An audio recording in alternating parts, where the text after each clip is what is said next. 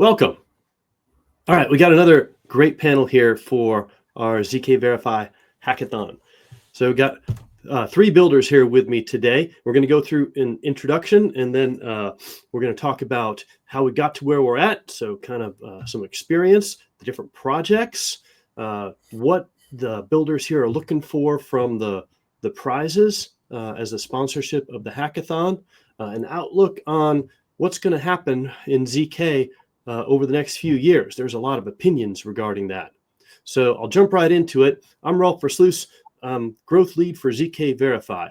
Been in the space since 2015 when I started Bitcoin mining, and co-founder of Zencash back in 2017, which became Horizen. So one of the first protocols to use zero knowledge proofs in the space.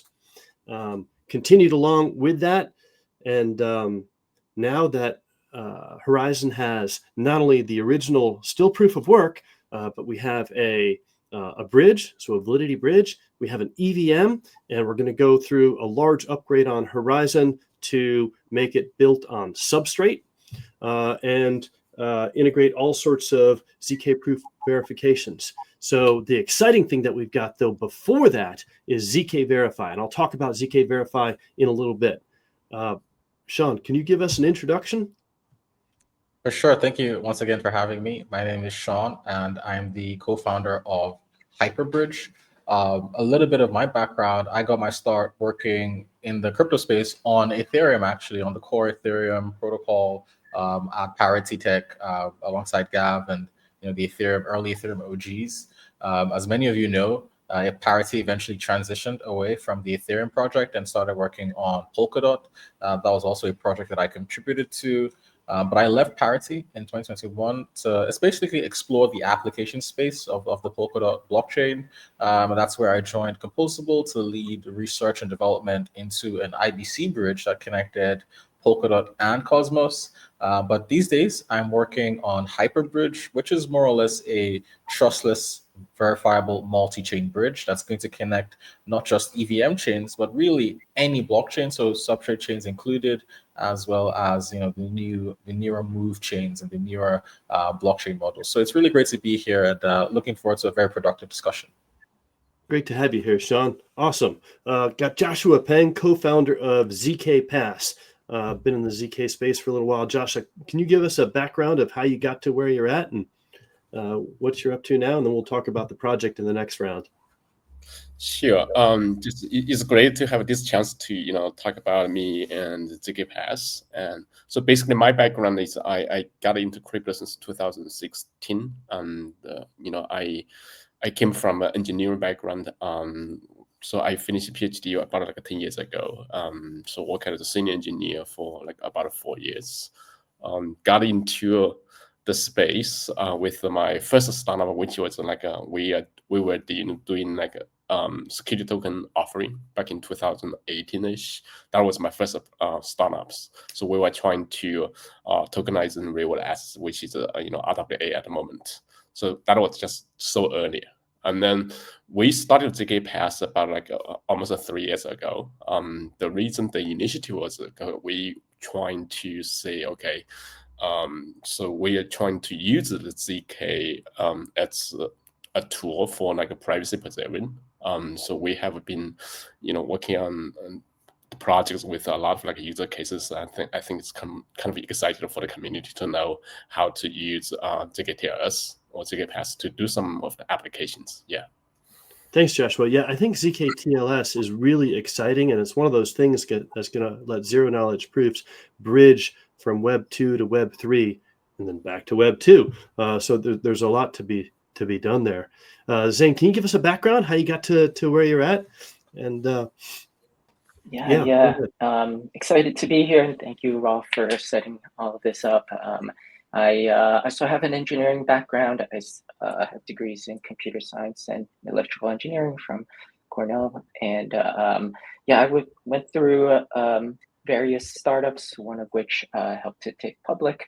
I have been at Horizen Labs as a CTO, and I've been at Horizen Labs for 3.5 years now. The first projects that I was leading was around the Yuga Labs launches, such as ApeCoin, other side, Ape Staking, and the team has done a good job with shepherding ApeChain more recently, and then got involved with Horizen's EVM sidechain that Rolf mentioned.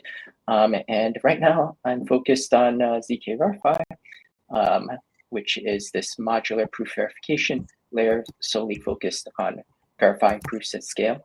And then, Horizen and its upgrade.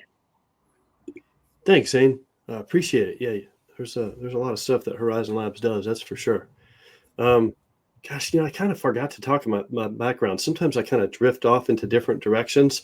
Started off as an electrical engineer, Annapolis, U.S. Naval Academy. Was on a submarine as a nuclear engineer for 4 years, based out of Pearl Harbor. Got out of the Navy, worked in the semiconductor industry. Was helping people to design Intel embedded and FPGAs with Xilinx. Then I worked for Cisco Systems back in 2000.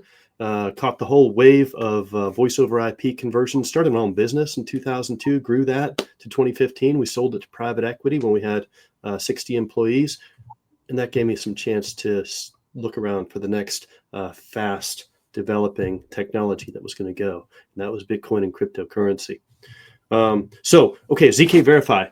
zkVerify is new and different in the ZK space. And what Zane and the team at Horizen Labs saw was that there's a lot of potential in ZK proofs. We saw this, the first production was Zcash, I believe, in the blockchain space. And then a precompile for the BN254 elliptic curve was put onto Ethereum back in 2017. That enabled a whole bunch of applications that would be able to prove the transactions that happen. So that gave us all the ZK rollups. So we see that there's a whole design space. Now, coming from sales and technical sales, I always consider price as part of the design factor. So if you say there's a ZK design space that goes from here, where it's free, to here, where it costs $20 and takes 20 minutes, we're kind of like here with ZK rollups. And I think there's going to be huge growth as we can reduce the cost of creating ZK proofs and verifying them.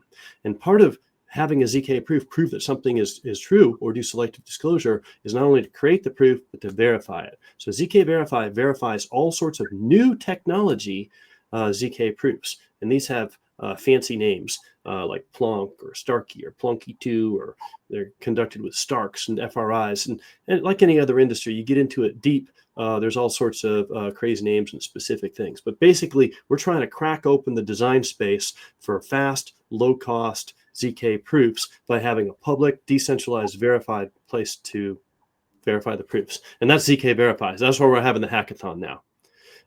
So Sean, you talked a little bit about what you're doing with Hyperbridge. I see this as really something that can enable all the different blockchains to work closer together and be more composable. And there's a big word this year has been abstraction away from the chain. What do you see as the really differentiators about Hyperbridge and why people are going to want to use it? This is a very beautiful question and one that I really love answering. Okay, so basically, there are only two kinds of bridges in my view, and also to the view of everyone here at Collective Labs. There's bridges that use off-chain authentication mechanisms. What that means is essentially you're talking about multi-sig committees. You're talking about validator sets that don't really do anything on-chain, and then you have on-chain authentication mechanisms that use Lie clients and use proofs to authenticate messages, and as a result, they can be decentralized, and they can have basically zero centralized parts of entities that control the system. And this is essentially what Hyperbridge is. Hyperbridge is a cross-chain bridge that uses on-chain authentication mechanisms for cross-chain messages and cross-chain interactions. And as a result, is fully permissionless and is fully decentralized. In fact, we're already live today on mainnet. We already host this permissionless set of relayers, and we're only going to continue to further decentralize by making it possible for people to develop custom-like clients to deploy on Hyperbridge so that, ultimately it can grow beyond the core team, right? This is essentially what made Ethereum so popular, is that people could permissionlessly add code to the system. And this is also what we see will also become the future of permissionless interoperability. Just as a follow-up for that, Sean, as I was looking into it, it seems like that people can sign up to be verifiers and run nodes for Hyperbridge also. I mean, and they can contribute to the, I mean, it's truly an open source, decentralized community type project. Is that right? Yes, it is. Yes, it is. So at the moment, we have two roles in the network. We have the people who run the nodes and the people who run the relayers. So the node software, well, is basically a full node that is able to process blocks of the Hyperbridge network. In these blocks, Hyperbridge is verifying finality proofs of different blockchains. It's verifying the state proofs of the messages coming from these different blockchains and aggregating them into a single, you can call it super proof. But all of this information is entirely on-chain. And so that's why we need the second piece of the puzzle, which is the relayer software, which will take these messages also from Hyperbridge and submit them to their destination chains. At the same time, take these messages from a source chain, an EVM chain, and bring them into Hyperbridge where they can be verified and aggregated. Now, people who run the nodes can also eventually become what we call block producers. Now, important to understand that Hyperbridge doesn't have its own consensus. We're using Polkadot's consensus, which is pretty cheap and pretty fast. And so as a result, the only role for node operators is simply to produce blocks that are then validated by Polkadot, right? And this is not something that can be, I guess, fraudulent or can be exploited in any way. And so becoming a block producer is also fully permissionless.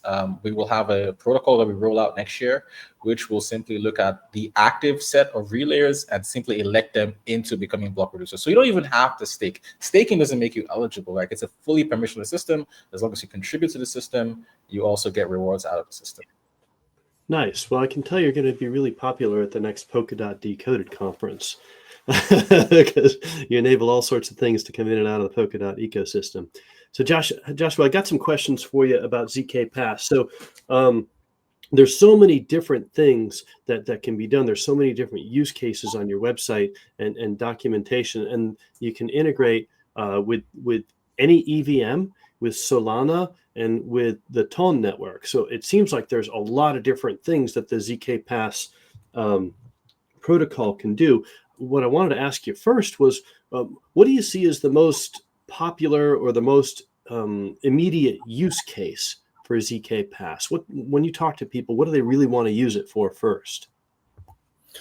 So in terms of zkTLS, basically what it does, it's able to. So there are two types of data within. I just want to provide a little background about zkTLS.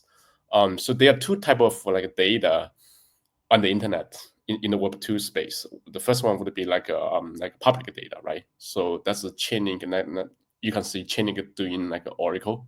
So price feeding, this type of thing from Web2 to Web3, that's a public data site. But we also have another sector, which is a private data. So all those data, you need account, username, password to log into. So for this type of data, is what the zkTLS or zkPass is doing is, so with this, you are able, every user is able to log into their own account and then transfer any piece of information within that account into their knowledge proof. So in terms of the user cases, as you can see, also on the zkPass website, we got a lot of data sources, which were the Web2 websites. User able to log into, it could be your banks, it could be your government website, it could be your nationality, it could be your school degree, it could be your Binance Coinbase account, whatever you have, right? And then, so it could be online shopping or whatever, or AWS clouding, whatever you got. So as long as you need those data from the Web2 space, you are able to log into your account, generating a proof.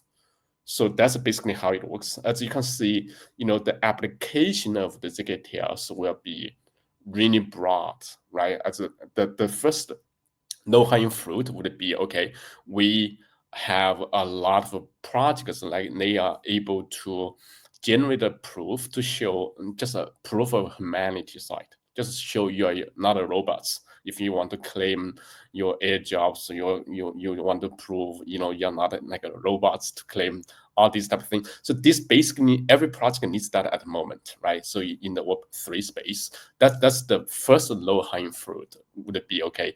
You need to show you are not a robots. So Has anybody built anything that's popular with that yet? Do you have like? Yeah, actually, we have a lot of I would say over like 100 projects already use that for Oh, wow. the edge or something like that. Yes. Okay.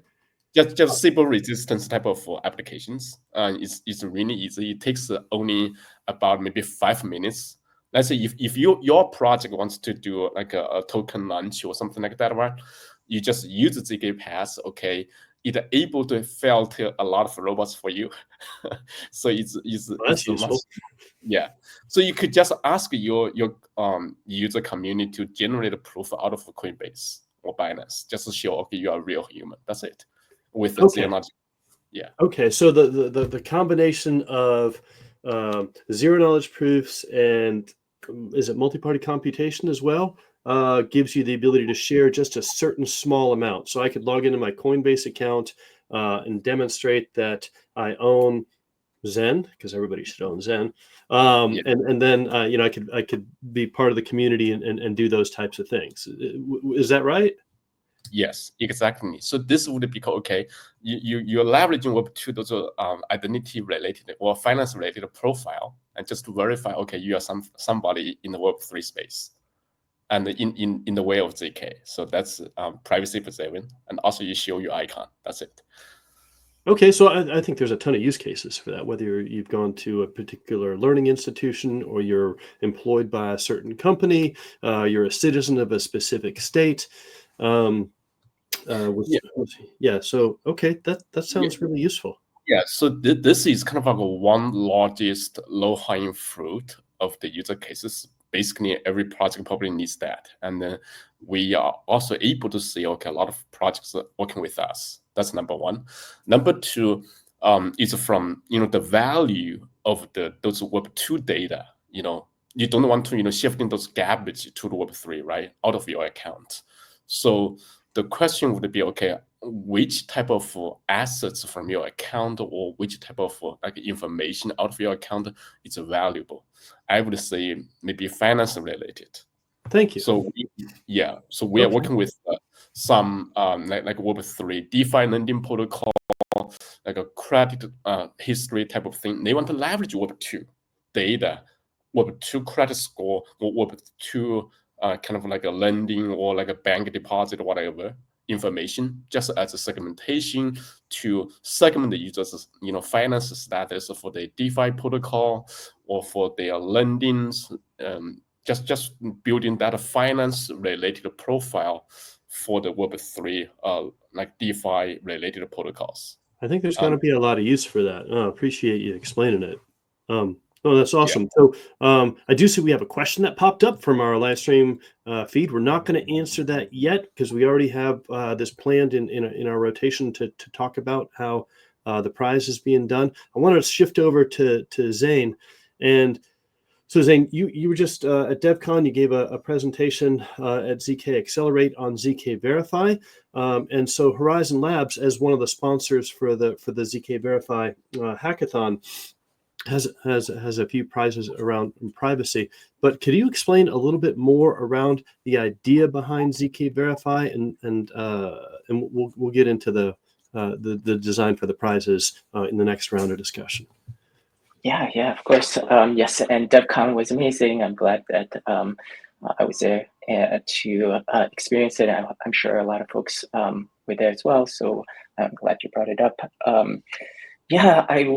want to take a kind of like a bigger step back. There was this researcher from Soundness Protocol. I like that there's this kind of like a vision that he has, and I'll use it to explain zkVerify a bit.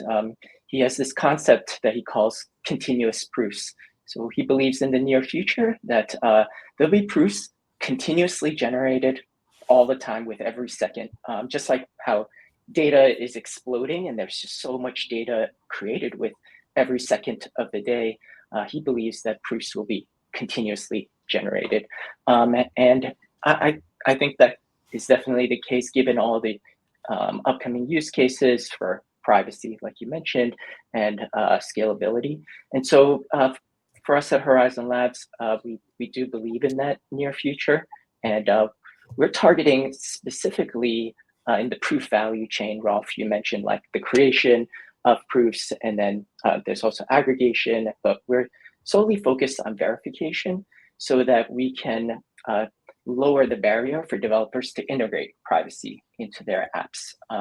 And privacy's, for dApps, they want to keep the costs low and also be able to innovate. So zkVerify is a L1 blockchain solely focused on verifying proofs. We support various types of proofs, and it allows developers not to think about, hey, like what type of proof and the underlying like verification details. They can choose the proof that works for their use case, and maybe there could be multiple ones for their dApp. And not worry about auditing a verifier contract. It's all there for you. So that's how we want to advance the privacy side of things by really targeting this like foundational piece in the proof value chain. Thanks, Zane. Appreciate it. Yeah, as all of us do, we get the chance to explain what ZK proofs are to people that aren't as familiar with them. And so I'm always trying to come up with new ways to break it down. And I try to talk about one aspect of it being you have information and you're going to selectively disclose some of the information while having a proof that proves the rest of it is true. A simple example of that might be that you have an ID and you want to prove that you can get into a bar and you have to be over 21 years old. You can have an app that just shows your picture and you're over 21 years old. That's like selective disclosure of information. The other aspect being proving that a computation happened. And to Joshua's point of using something like zkTLS, an example that I use is ZK being glue using Web3 to Web2 applications. Stay with me here. So imagine that you have been selling stuff on eBay and Amazon and Facebook Marketplace for years, and you got lots of great seller ratings, and you decide you want to start selling on TikTok Shop because TikTok Shop is hot, but you don't have any seller ratings on TikTok Shop. And you can't just go to eBay and ask them to import your seller ratings over to TikTok. So this is a classic case of siloed Web 2 applications that you have data in there that you want to prove that the data is correct, and you want to get it to a public, decentralized, permissionless place. So it would be possible as on a Web3 blockchain, an EVM or something like that, to create an application that creates a meta seller reputation. So you can prove using zkTLS that you have been selling on eBay and you have 500 positive reviews and you've been selling there for 8 years. And that using zkTLS comes into your meta seller on Web3. Same thing with Facebook Marketplace, same thing with Amazon. And that way you can refer to your meta seller score on TikTok Shop by there. So this is that's proving that computation happened. Now there's a lot more valuable ones in the business space, but that's one that people can typically relate to. So that's one part of it. Now I wanted to talk, and at the end of this, I'll go through the sign up and some of the references that you can use for our hackathon. But each of the people here has their organizations put up money for a prize. And since this is a ZK app and infrastructure hackathon, the prizes do not have to integrate with zkVerify just because we're the ones sponsoring it. So I wanted to give you all a chance to talk about what it is that you'd like someone that's competent, experienced, and creative to be able to develop in your application space to be able to win your prize. So I bet a lot of people are going to be watching this part on replay, and I'll show how to do that in a little bit. So Sean, can you talk a little bit about what Hyperbridge is hoping to see from someone contributing a project to win y'all's prize? For sure. Look, so we've been seeing, like you said earlier in the call, we've been seeing this move around chain abstraction, and a big EIP that I think will really reshape the way people interact with different chains is the ERC 7863. I hope I got that right. EIP, which essentially it standardizes the interface for what we call intent-based bridges, cross-chain intent-based bridges, which very briefly allow a user to deposit an asset on one chain and a market maker, or we call them a filler, to front the capital to that user on another chain. But ultimately, this imbalance is resolved by a bridge, and we're hoping that Hyperbridge becomes the bridge of choice for people who want to build these kinds of intent applications. And the bridge is basically, I would say, a few lines of code here. Of course, the rest of the logic is more important, but we would love to see people develop this application and deploy them on testnet and use the Hyperbridge infrastructure that's live on testnet today. Okay. Wonderful. That sounds good. And I'm sure if people are looking to develop that, and they would have a place to ask questions and that kind of stuff. Absolutely. We have a open Discord and a Telegram group that you can just come in, and myself or any member of the team will guide you through. Okay. Oh, that's wonderful. I'll after we're done here, I'll get those Discord and Telegram links, and I'll put them in your profile on our Devfolio page. Appreciate it. Yeah. Okay. So Joshua, zkPass has a prize also, and just like I said earlier, for Hyperbridge, it'd be great if someone could do something to win your prize. It doesn't necessarily have to integrate with zkVerify. I always prefer it does, because the sponsor prizes can be stacked with the main prizes. So we have the main prizes, and then if someone does a sponsor prize, they can win both a sponsor prize and a main prize. In fact, they can win multiple sponsor prizes if they're really good.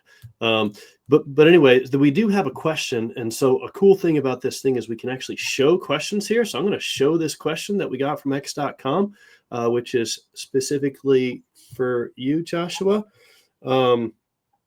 And so this is a person who's asking, what would they need to do to be able to win the zkPass prize? And it would be cool if they could win the zkPass prize and also win the zkVerify infrastructure prize by figuring out some way to integrate the two of them. So do you possibly have some ideas regarding that? Yeah, actually, in terms of like the user cases, actually, you are able to do a lot with the zkPass, as I just mentioned, right? So you can think of what type of data or what type of private related information in the space you're interested in to convert into Web3 as zk proofs. For example, you could build a Ruber DAO, right, within maybe 5 minutes integration with zkPass or zkVerify. So in that case, okay, whoever have you took how many Ruber trips, also you drove how many mileage with Ruber, so you're able to generate the proof and claim your tokens. That's simply kind of like a way to build your Ruber DAO. So this is based off like Web2 data, right? It doesn't is a user automatically decentralized way to claim your data from Web2 entities and then converting that data as your personal like assets or as a proof show in Web3 space. And then in that way, you are able to claim hackathon prize from zkPass and then also zkVerify. And also you're able to build your own like organization in the Web3 space or your own projects. So this kind of like the easiest way. And also we see some kind of interesting user cases. This would be because zkTLS could be like a Web2 to Web3 or Web3 feature back to Web2 actually. We are working with some like Web2 entities, and then what they are able to do is more like, let's say, okay, I'm like Adidas. They want to build airdrop like NFTs or something for their Web2 users. So what they are doing is kind of like, okay, number one, they do account abstractions. So for those Web2 users, they do not need any like a Web3 infrastructure experiences, right? So they can take care of that. And also they're able to user able to generate proofs from their own like user base or even from their like competitors in the space. Just show me your proof and show some data to me, and I can allocate some benefits to you in the zk proof way. So that's kind of the interesting user cases we have seen in the space. As you can see, if you want to do something with zkPass in terms of like the user cases, you can just think about, okay, what type of data you are interested in, or what type of business model in the Web 2 you are interested in. You are able to just shift in that users / the business model directly into Web 3. That's the powerful, so that's kind of like a the market trend I've seen in the space with zkTLS. Oh, thanks. All righty. No, that helps a lot. And before I get to you, Zane, I've been talking about these prizes in the abstract. I think I'm just going to share my screen here just so we can demonstrate what it is that we've got here. So we've got the main prize pool from zkVerify. And then we've got our partners. And so if we look on the right here, we can see that the zkVerify has got the main prize pool track, and we've got 5 prizes of different values that are pretty straightforward. And then we've got 3 that are specific. So the best one that does a smart contract in zkVerify, the best zkVerify improvement, and the best zkVerify tool. So that's why I call it, an app and infrastructure building. Horizen Labs, and Zane's going to talk about this in a second. So these are specifically focused towards privacy applications. So the 3 different privacy applications is so a private polling with digital ID. And now zkVerify is not a EVM. The zkVerify is going to do 2 things. It's going to manage its token for gas and governance, and it's going to do zk proof verifications and post those to the blockchain. Now, it's then going to take receipts of those verifications through Hyperbridge and share them with every other blockchain out there. That's why we're so excited to work with Hyperbridge. But right now, our zkVerify testnet is integrated with the ApeChain Curtis testnet, with the Ethereum Sepolia testnet, with the Arbitrum Sepolia testnet, and with the Horizen Eon testnet. So if you're going to do a Web3 application, it needs to be on an EVM. And we actually got Luca is going to be doing a live stream tomorrow, and he's got a demo Web3 EVM app to demonstrate how that works with zkVerify. So just like we had some demo apps yesterday that Steve Rushby went over that were Web 2 apps, we've got Web 3 apps. So there's lots of stuff that we can use to demonstrate here. And then so the Hyperbridge track and prize, and this is why I asked Sean to explain it. It's a message passing layer using Hyperbridge, and you'd think I could click on here, but you got to be logged in to see the details of the prize. Same thing with zkPass. So 2 prizes, anything doing with zkPass. Okay, let me stop sharing this, and then I'll go over to you, Zane. If you could talk a little bit about what people should do so they could get the Horizen Labs prizes, and possibly even stack the Horizen Labs prizes with the zkVerify main prize. Yeah, I like that you shared that, so it felt more real. And as you were showing it, I was thinking, oh man, I want to hop in on this hackathon and start to get that stacking. But I think it's a great opportunity. For me, I think there's a few different areas to succeed here. I'd say work on the thing that you feel most passionate about. I think for us at zkVerify, we've sponsored a few previous hackathons. One of which was zkHack, the latest one in Montreal, zkHack 12. I'd say we could look at previous projects.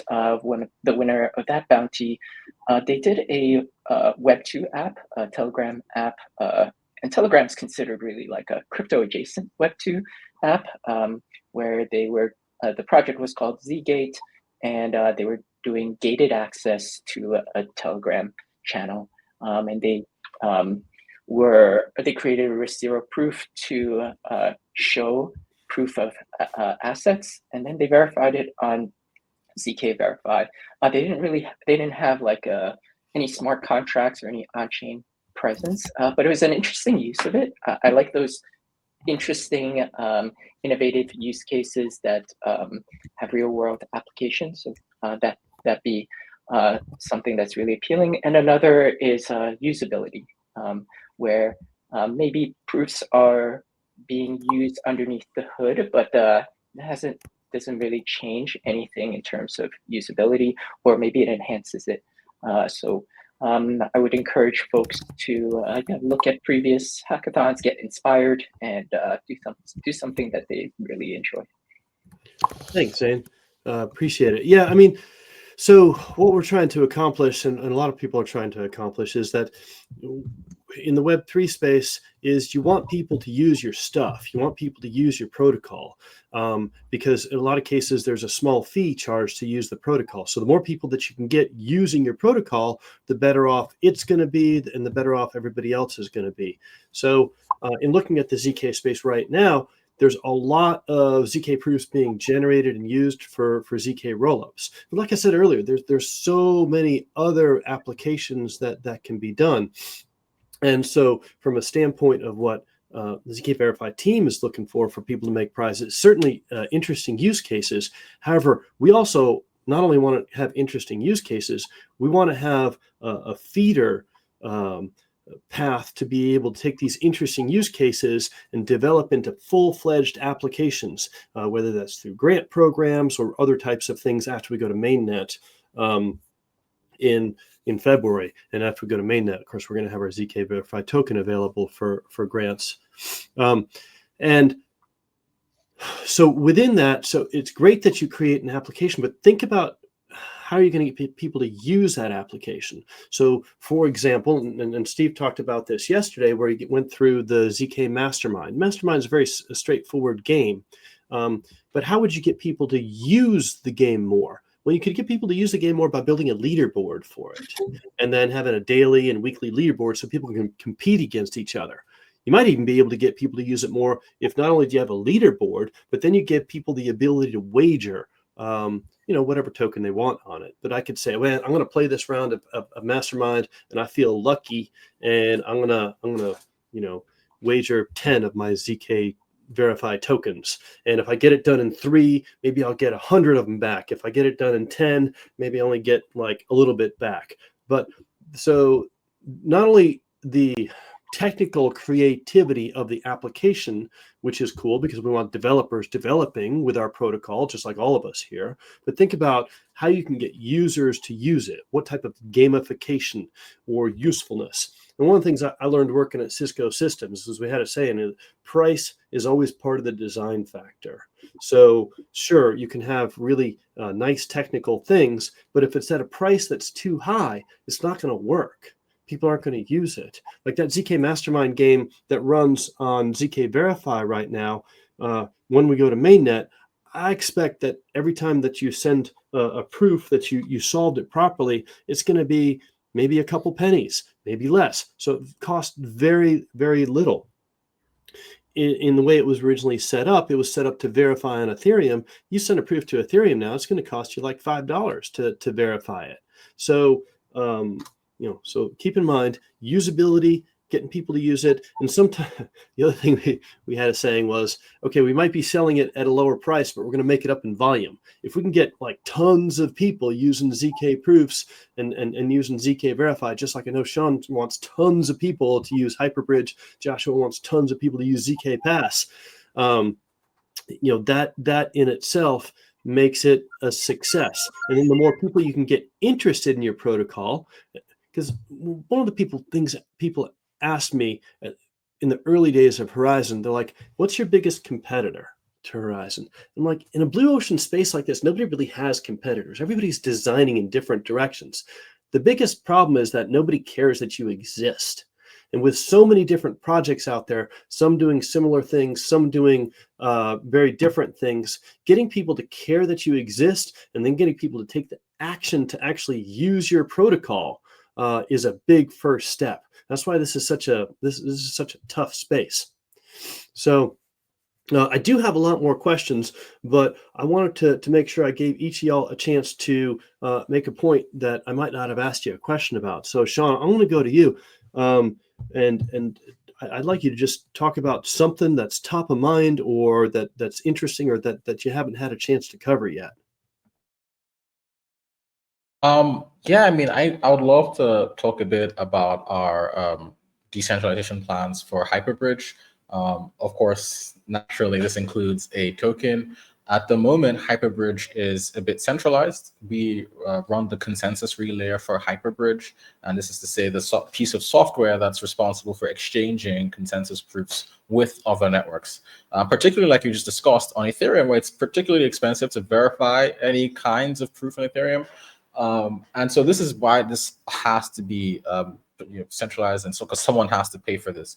But once we release the next generation of our consensus verifier, this will be coming out in Q1 using Halo 2, as well as the token going out. This now enables the protocol itself to be able to incentivize anyone really to submit these proofs to Ethereum, paying, of course, the exorbitant gas fees, but still reimbursing them in the Hyperbridge native token. And in this way, we as Polito Labs no longer need to run this consensus relay because the protocol can just pay for it. So this is also, I think, one of the key parts about decentralization and tokens is that tokens actually serve as a way to decentralize protocols. It serves as a way to disintermediate protocols by creating incentives for a decentralized community to step in and fulfill key protocol functions. So this is just something that's like on top of mind for us right now, and I just thought it would be cool to share. Yeah, no, that's really helpful. And that's kind of one of the things that we learned early on in developing protocols. People would say, well, you should just have everything contributed by people in open source software for no money, just like Bitcoin. And I'm like, well, Bitcoin is a little bit different. And most people, if you want something done, you got to figure out a way to pay them. And if you can pay them, they'll do it. And they'll keep doing it, and they'll use all their creativity to earn the funds.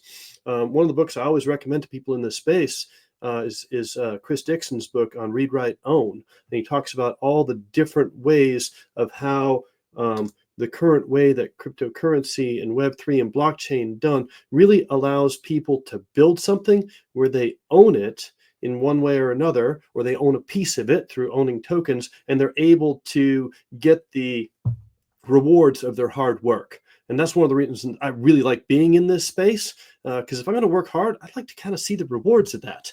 I think most people do too. So Joshua, I got a question for you. So we talked about how zkTLS is really one of the cool use cases for going from Web 2 to Web 3. And one of the things that we see at zkVerify is that there's more advanced zk proofs that are out there and available. Sean talked about that they're going to be using Halo 2. Halo 2 is one of those advanced proofs. I'm going to shill zkVerify. We're getting a Halo 2 verifier here in about a month, I think. We keep adding verifiers. Of course, the more verifiers we have, the more we have to update them and keep them updated. And so there's a lot of expertise just in having good, fast, reliable verifiers. But Josh, I wanted to ask you to share something that you think is important regarding zkPass and why people would want to use it and how people can build things with it. So right now, I think the whole infrastructure for zkTLS is mature from zkPass standing point. So there are two type of models, or three type of models with the zkTLS. Number one would be you get epoxy, you have MPC, and then you have hybrid, which is epoxy and MPC combined. So right now we already upgraded the protocol to be like a hybrid. So it works with epoxy and MPC, which means 99.9% of HTTPS website. You are able to use that as a data source to generating any type of zk proofs. That's number one. Number two, in terms of, as you mentioned, in the genealogy space techniques, we are using like VO, vector of linear evaluation. That's like a polynomial. That's like a linear versus to like a smart with a polynomial. So this is a bit more efficient, because a lot of is able to generate the proof much faster with a much lower memory requirement. So that's why it's really friendly to generate zero-knowledge proof on your browser and your extension. That's why I think it's really fast. It only takes maybe less than a second to generate that one proof. So the infrastructure is there already, and it's good for like commercial users now. And then so it will just up to the community, to or the developers, or the to develop much better or like a killer apps in terms of like a zkTLS. So what type of like assets, what type of private data you want to use, leverage from Web 2 to Web 3 to design a brand new like a business model or business kind of like onboarding Web 2 users to Web 3. That's another angle we can see it. So right now, if you're looking at the kind of like the wave in this round, would it be okay? You get a real world assets, you got to depend all these related to the real world kind of like assets or real world kind of like data type of thing. So we need a bridge. And then this bridge is, I believe, is the zkTLS, and that's why recently people are kind of like interested in the zkTLS. And then I would encourage the communities or developers, if you want to build something now in the zero-knowledge, if not kind of like the research on the zero-knowledge techniques, right? If you're focusing on the user cases and the application side, I would say, okay, with zkPass, zkVerify, we're providing wonderful infrastructure for you to build whatever you want in terms of like the zk apps. I think, and also with the zkTLS, I would say, okay, zero-knowledge will get the most, the majority of the data actually shifting from Web 2 into zero-knowledge proof. So which means, okay, if you need me to gauge the percentage of data came out from the zero-knowledge proof, you say layer 2 generating the zk proofs every day, right? And then zkTLS generating the proofs every day. Who is going to generate the most zk proofs? I believe it will be the zkTLS. I think you're right. I think we're going to get a lot from zkTLS. And I do remember in researching zkPass, reading about the VOLE, or I just call it the VOL type of zk proof. I know we don't have a verifier for VOL proof, and I think in the model that y'all use, it's so lightweight that people can actually verify it on their own devices. I think in a lot of applications, verifying on devices is going to work, but also in a lot of cases, I think people are just going to want to look to a specific protocol and say, okay, I've got the digest of the proof here. I'm going to check the digest of the proof on zkVerify. Yep, it's verified. We're good to go. So I think there's a lot of different design places that are going to go, but it's cool that y'all are using the really advanced type of zk proof that meets the requirements for creating a proof quickly on a web browser. And I think also on a mobile device, because that's really important for these types of personal things. So I'm going to switch over to Zane, and Zane, just like Sean and Joshua, I'm going to give you a chance to talk about anything. But I do want to say that, in some of our previous conversations, you've spent a bit of time looking to the future of where you think that zk is going to go, and you alluded to this earlier from this research. You talked about a continuous stream of proofs. And so I just wanted to kind of throw those things out there and give you a chance to talk about, what are you looking at? What are you thinking about? What's top of mind for you these days? Yeah. Agreed with the continuous stream of proofs. And in addition to that, just like maybe a different angle is that going forward, we also see almost like breakneck innovation in the zk space. It's kind of hard to keep up. There's like, 12 to 15 research papers every quarter. And the zk hack team zkV team has done a great job of that. They run zk Summit. And the last one, that was in Lisbon, not even that long ago, a couple of months ago, they I could see all of these different types of proofs come about. I mean, we've already seen like Circle Starks Phineas, and at ZK Summit, there was Tassio talking about collaborative snarks, which combined NPC and snarks. Then we have Zama, who's doing fully homomorphic encryption, as well as combining that with snarks. So I think even here on this call, we're seeing like different types of snarks being applied in different areas. So I think that's going to be the case where there's going to be more and more innovation in snarks and maybe more specialized proofs. There's a partner we work with, Space and Time. They have their proof of SQL, which is provable, verifiable queries.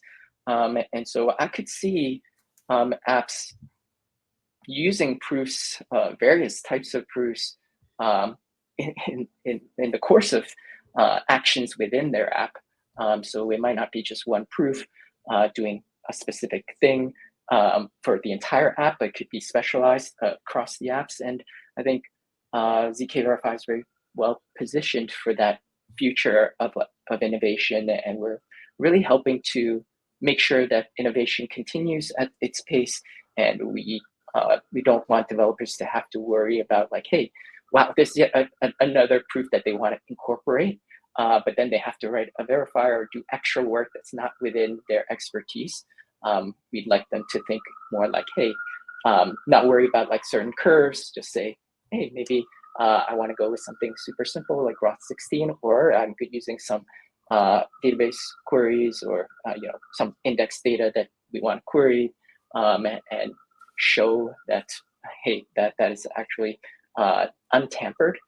So I think that's where I'm seeing the space go, and yeah, I'm really excited for it. Nice. Yeah, no, what you're saying about the explosion in research papers, I was just reading an article last night from that Polyhedra has developed a new type of proof and a new type of modeling system specifically towards AI training data. I think specifically towards Llama in large language models. They came up with a new proof type expander. They integrated it into PyTorch. They call it zkPyTorch. And now you can very quickly prove that the training data that your AI instance, your Llama instance was run on was valid training data and applicable to the situation at hand. So wow, yeah, that's really good to know. Right, I mean, I think that's going to be huge. Yeah, I'm picturing this day where there's a startup that combines all the acronyms together, like NPC, snarks, FAG, AI. So when I was in the Navy, we had this thing because the military is horrible about acronyms, and we just say, there's another TLA, a 3-letter acronym. And then there's so many acronyms that have like 4 or 5 meanings. So there's acronym dictionaries. Anyway, so okay, so I'm going to give y'all one more thing to say, but before we do that, I want to share our DevFolio here again, just to give y'all a little bit of navigation information. So as you go to sign up, certainly we have our overview, and our overview has a ton of information. So it's got all sorts of ideas and rules and links to the fine print on our webpage. There is at the bottom, it lists the prizes, the sponsors, our judges. Oh man, Sean, you're right up there. And then frequently asked questions. So frequently asked questions, so project ideas, code examples, so links to those. Where can you meet people to find teams? One of the things that I'm going to put on this frequently asked question is, where can you go to ask questions about Hyperbridge, and where can you go to ask questions on zkVerify, so that if people are looking to design for those, we'll be able to get them in touch with you. So we already went over the prizes. There's more detail about the speakers and judges. If you're in the ZK space and you're interested in judging this, let me know. We like to have people that are experienced in the space, that know what they're doing, that like to participate in hackathons. So we'd like to add you to this list. Now here's the schedule. In the schedule, you still got 2 weeks to build and submit your prize. And if you want to see some of the other videos, they're linked right here. So when we're done, I take the link to the x.com live stream and put it here. So there's developer tools, there's this discussion, and then tomorrow we're going to have the one on how to design an EVM application to use zkVerify. So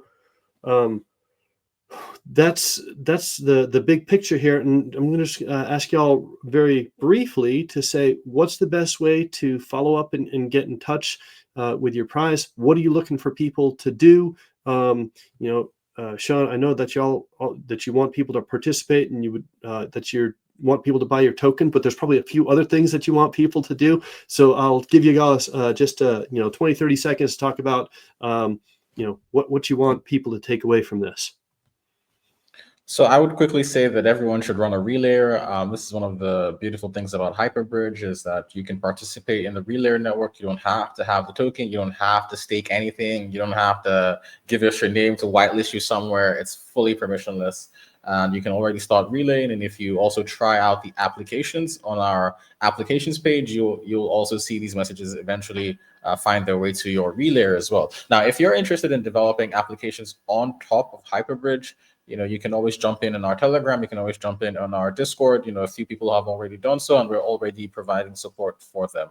So we're always happy to talk to developers. We're always happy to talk to protocol teams that are looking to either go cross-chain or upgrade their existing cross-chain infrastructure to something that's more permissionless and more decentralized. Nice. Thank you very much. Joshua, can you give me like a 30-second call to action on what you'd like to see people to do with zkPass? So zkTR is able to provide you guys with much broader user cases with zero-knowledge proof. If you are in the zk space, and then you are able to code with zero-knowledge proof, I think the zkTR would provide you with the vast majority of kind of like a potential user cases you are able to explore. Just welcome to zkTR. Yeah. Thank you. Zane, how about you? What do you want people to take away or call to action? Definitely have fun at the hackathon, and if you find yourself, hey, I'm already done, and doing apps really quickly and enjoying it, we also have an incentivized testnet. Please do check it out. We have various projects there and pathways. Yes, best way to connect with us is either through Twitter or Discord. Also keep an eye out for, we're usually at the main big events. So keep an eye out for our team, zkVerify and Horizen Labs. Thanks, Zane. Well, appreciate the three of you joining me. I think this was great. Really, thank you for your sponsorships. Thanks for explaining to everybody how they can use your protocols. And we'll post this so that we can continue to share it and let people know. I would like people to join the hackathon, develop something on top of zkVerify or Hyperbridge or zkPass. Tell your friends, tell your enemies, even if they're ZK developers, tell everybody about our hackathon. And this is just the beginning. We're going to be doing more hackathons in the future. We're going to be doing grant programs. We're going to continue to grow. I think zkVerify is really going to be the central place where people are going to be sending their proofs to, and then we're going to distribute them out to everywhere else. So it's going to be the main go-to platform in the ZK space for Web3. So I'm going to end the stream. Thank you all very much. Really appreciate it. Thank you all for having me. Thank you, guys. All righty.